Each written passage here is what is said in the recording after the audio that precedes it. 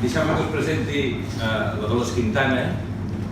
Parla algunes coses, ella és actriu i segons diu el meu editor és rapsoda. La Marta Garcia és cantautora, a part també de moltes altres coses, també està dins del món de l'art, i un servidor, Pep Macaya. Els forats de les persianes admiro i rondines entre llençols. Per què no truques i dius que avui no treballes despertat? Jo et deixo que t'enredis entre els meus cabells. Desperta.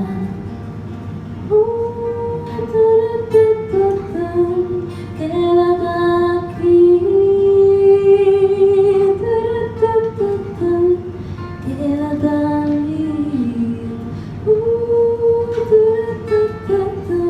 Jo et deixo que t'enredis entre els meus cabells.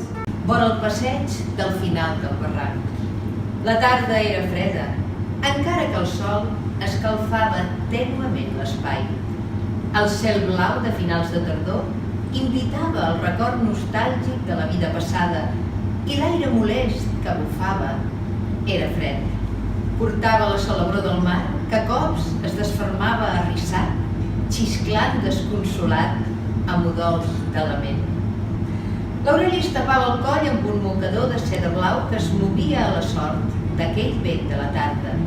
La blavor de la tela anava i venia capritxosament, cobrint-li els ulls i mentre ella l'enretirava amb els dits per aclarir la visió, la seva ment resseguia els anhels desats del passat.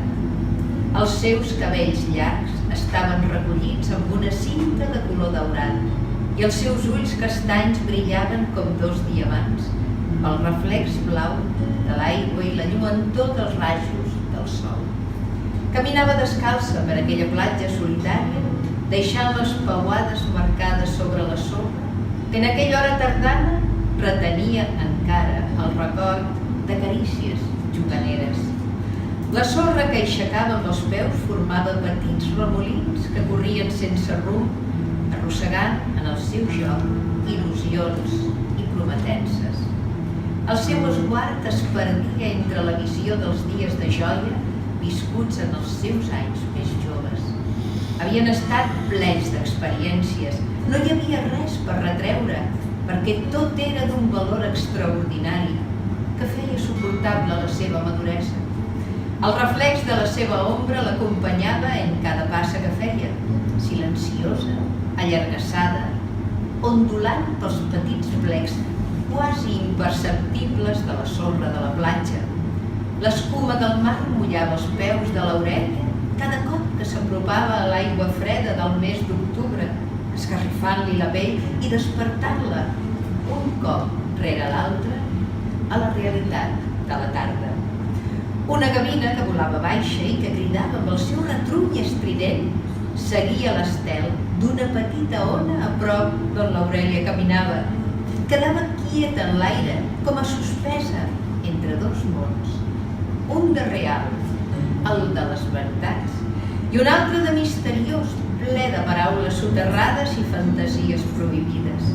Entre la gavina i l'Aurèlia, només el plomatge grisenc d'aquella au donava la tebiesa a un món imaginari.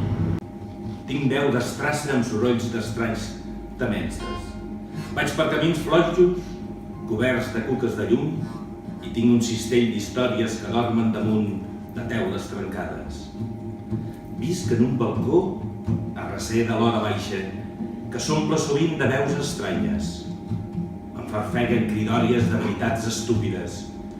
Tinc lligams de nobles paraules que em cobreixen la pell de timideses blanques. Tinc orella d'esquirol i plomatge d'esparver. M'acompanyen sardarines de sorolls d'estiu. Soc amic de les gavines i orenetes, d'estornell i tir roig. En els dies de boira baixa m'enfilo entre turons i trepitjo la pinassa udolant entre els llops. Jo l'he titulat Violí de veu baixa. És curt, No desperteu la bèstia quan dorm, ni sospireu quan trenqueu el carrer que va a la plaça. Tinc mans afinades per on s'esberla la nit i la llengua bruta de mars renets. He begut del beuratge d'una deessa hostil, saciada per un despit indomable. No canto en sons de fanfàrries i no imploro amb paraules de vidre. M'he perdut en les llums d'un teatre buit, en la tavença de foscos presagis. Jo vinc d'un lloc verge de música altiva, de violins afinats amb el goteig d'un corrent d'argelagues. M'he banyat amb estranyes inspiracions dansant noctàmbul a les nits fredes de l'estiu. He esborrat somriures avorrits entre glops i glops de paciència, esperant la clemència d'aplaudiments enllaunats. Jo tinc les cordes d'un violí trencat. Viatjo amb un company escardalenc de dents esmolades i trencalls roents. Quan els crido i baladrejo, s'amaguen els déus de la raó i no tinc descans amb el meu despit.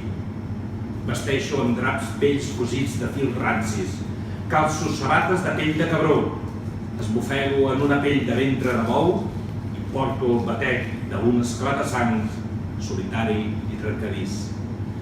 Enceneu les llums del teatre, que no s'aturi la festa, que esclatin els timbals, que s'esberli el cervell en un moment salvatge d'inspiració folla, que l'espectacle comenci i es despullin els dimonis de la son. S'ha despertat la fera de cara arrugada, de mirada frèstega, ulls de mostela i cabells de llavor. L'escenari cruixeix amb feblesa imaginada i un vent més trebat arrebata la glòria del triomf. Jo sóc aquí dalt, on l'artista es canvia la pell.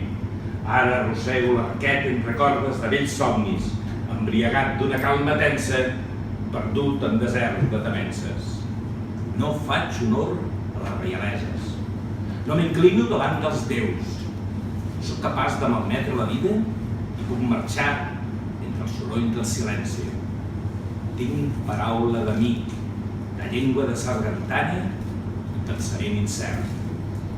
No tinc escollera on fermar-me i quan retorno al port em barranco en platges desertes. Tinc mans de violinista escurat, misèria d'oratòries callades i no vull paradir-me del meu oraclitzat.